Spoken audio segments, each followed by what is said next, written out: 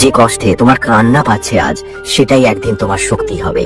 শ্রী রামকৃষ্ণদেব বলতেন, যে যত কষ্ট ভোগ করে সে তত বেশি ঈশ্বরের কাছাকাছি চলে যায়। মা শারদা বলতেন, সব সহ্য করো, দেখবে একদিন সব ঠিক হয়ে যাবে।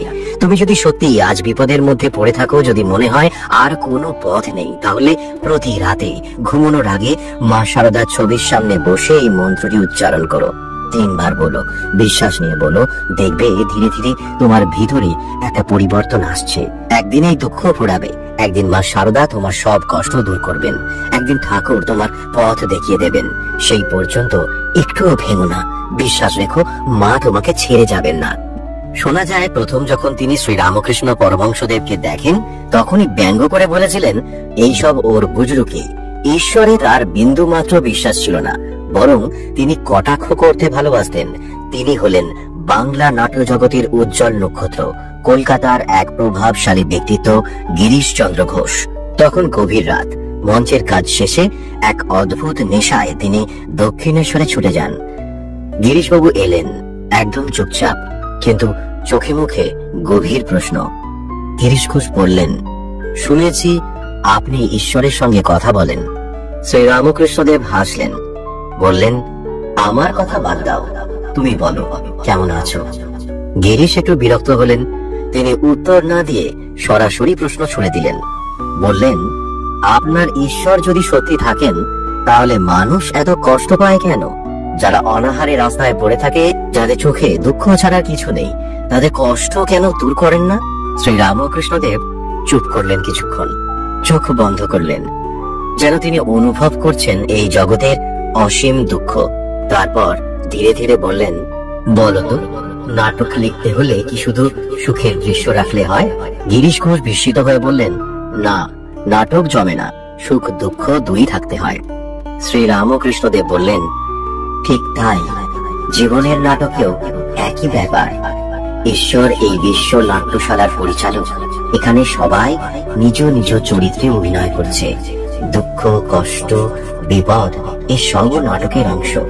যদি শুধু সুখী থাকতো, তাহলে মানুষ ঈশ্বরকে ভুলে যেত। গিরিশবাবু চুপ, কিন্তু সন্তুষ্ট হননি। বললেন, তাহলে যারা পথে পথে কষ্ট পাচ্ছে, না খেতে পেয়ে মরছে, তারা কেন এই নাটকে শুধু দুঃখের চরিত্র পায়? শ্রী রামকৃষ্ণদেব বললেন, বলো তো, তোমার নাটকে কোনো দুঃখী চরিত্র থাকলে তুমি কি তাকে সাহায্য করো? গিরিশ ঘোষ বললেন, সাহায্য করবো মানে? আমি নাটক লিখি, চরিত্রের জীবন বদলানোর দায়িত্ব আমার নয়। শ্রী রামকৃষ্ণদেব এবার চোখ বন্ধ করে হাসলেন, বললেন, ঈশ্বরও নাট্যকার, কিন্তু তোমরা যারা তার নাটকের অভিনেতা, তাদেরও একটা দায়িত্ব আছে। দুঃখী মানুষদের কষ্ট লাঘব করো। তোমরা তো মানুষ, মানুষই মানুষের জন্য। ঈশ্বর তোমার হৃদয়ে, সেই ঈশ্বরের কথা শোনো, সাহায্য করো, তাহলেই কষ্ট কমবে। গিরিশ এবার থমকে গেলেন, মনের মধ্যে একটা অন্যরকম অনুভূতি হতে লাগলো।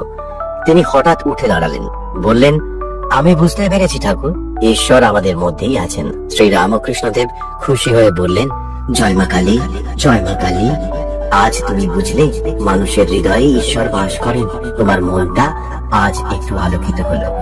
গিরিশচন্দ্র ঘোষের চোখে জল চলে এলো। সেই রাতের পর থেকে গিরিশ ঘোষ আর আগের মতো ছিলেন না। তিনি কেবল নাটকের মানুষ ছিলেন না, তিনি ভক্ত হলেন, সেবক হলেন।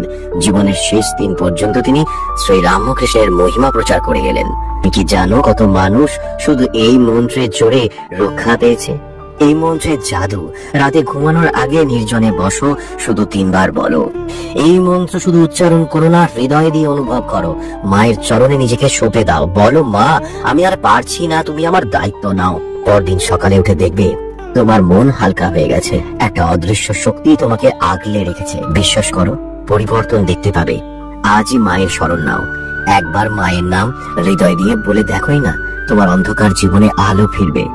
আজ রাত থেকে শুরু করো, শোবার আগে 3 বার বলো। ভূমির গড়িয়সি মাতা, স্বর্গাদুচ্চতর পিতা, জননী জন্মভূমিশ্চ স্বর্গাদপি গড়িয়সি, গর্ভধারণ্যং পোষ্যং চ পিতরো বিশ্বস্থিতো, সর্বদেব স্বরূপায় তস্मै মাত্রে নমো নমঃ। প্রকৃতিং পরমাম ভয়াং বরদাং नवरूपधरां जनतापहरां शरणागत सेवक तोषकरी प्रणमामि परां जननी जगतां। জয় মা শারদা, জয় শ্রী রামকৃষ্ণদেব। তুমি জানো না, কিন্তু মা জানেন তুমি কতটা কষ্টে আছো। তুমি জানো না, কিন্তু ঠাকুর জানেন তোমার কোন দরজা বন্ধ, কোন দরজা খোলার সময় এসছে। রাত গভীর হলে একা একা চোখের জলে বালিশ ভেজানোর সময় তুমি কি কখনো মনে মনে বলেছো, আমি কি ভুল কিছু করেছিলাম? কেন সবকিছু এভাবে ভেঙে পড়ে? কেন এত কষ্ট? কেন এত অপমান? কেন এত প্রতীক্ষা? কখনো ভেবে দেখেছো তুমি যাদের জন্য নিঃস্বার্থ ভাবে লড়েছো, যাদের জন্য নিজের জীবন উজাড় করে দিয়েছো, তারাই আজ তোমাকে ভুল বুঝেছে। যারা তোমাকে প্রতিশ্রুতি দিয়েছিল তারাই আজ তোমাকে একা ফেলে গেছে। তবু তুমি কষ্টের পাহাড় বয়ে বেড়াচ্ছ, সংসারের চাপে নুয়ে পড়েছো, কিন্তু কাউকে বলতে পারছো না। বুকের ভিতর একটা চাপা কান্না জমে গেছে, কিন্তু সেটাও বের করতে পারছো না। কেন জানো? কারণ এই পৃথিবী তোমার কষ্ট বোঝে না। এই পৃথিবী কেবল সফলতাকে কুর্নিশ করে, পরাজিতকে উপহাস করে। কিন্তু একটা সত্য আজ তোমাকে জানাতেই হবে, তোমার সব দুঃখ মা শারদা জানেন। তুমি যেদিন গভীর রাতে বিছানার কোণে চুপচাপ বসে থাকো, যখন মনে হয় কিচ্ছু ভাল লাগছে না, সবকিছু ফাঁকা মনে হচ্ছে, তখন মা শারদার করুণাময় দৃষ্টি তোমার উপর পড়ে থাকে। শ্রী রামকৃষ্ণদেব বলতেন, মানুষ যখন সবকিছু ছেড়ে হাল ছেড়ে দিতে চায়, তখনই ভগবান তার হাত বাড়িয়ে দেন। এই মন্ত্র শুধু উচ্চারণ করো, মনের ভিতর অনুভব করো যেন মা তোমার পাশে দাঁড়িয়ে আছেন। গভীর রাত, কোলাহল থেমেছে, কিন্তু তোমার বুকের ভিতরে ঝড় এখনো থামেনি। হাত একেবারে শূন্য, টাকা নেই, সংসারে হাঁড়ি চড়েনি আজ সারাদিন। বাড়িওয়ালা দরজায় দাঁড়িয়েছিল, ভয়ে দরজা খুলতে পারেনি। মোবাইল স্ক্রিন ফাটলেও ঠিক করার ক্ষমতা নেই। কাছে কেউ নেই যে একটু পাশে দাঁড়াবে। একটা প্রশ্ন, এই জীবন কি সত্যি আর এগোবে? কেন এত কষ্ট? কেন শুধু আমি? তুমি পরিশ্রম করছো, তবু কিছুতেই কিছু হচ্ছে না। তুমি ভালো থাকতে চাইছো, কিন্তু জীবন যেন বারবার পায়ে শিকল পরিয়ে দিচ্ছে। দিনের পর দিন কেবল হার। চারপাশের লোকেরা মুখ ফিরিয়ে নিচ্ছে, কাজের জায়গায় অপমান, সংসারে অশান্তি, মাথার উপরে ঋণের বোঝা। কি হবে এখন? এই অবস্থায় যদি কেউ এসে তোমার মাথায় একটু হাত রাখতো, বলতো ভয় নেই, আমি তো আছি, কেমন লাগতো? মা শারদা আছেন, ঠাকুর আছেন। শুধু একবার ভরসা রাখো, শুধু একবার চোখ বন্ধ করে মা শারদার দিকে তাকাও। একবার ঠাকুরের ছবি সামনে রেখে বলো, জয় মা, জয় মা শারদা, জয় ঠাকুর।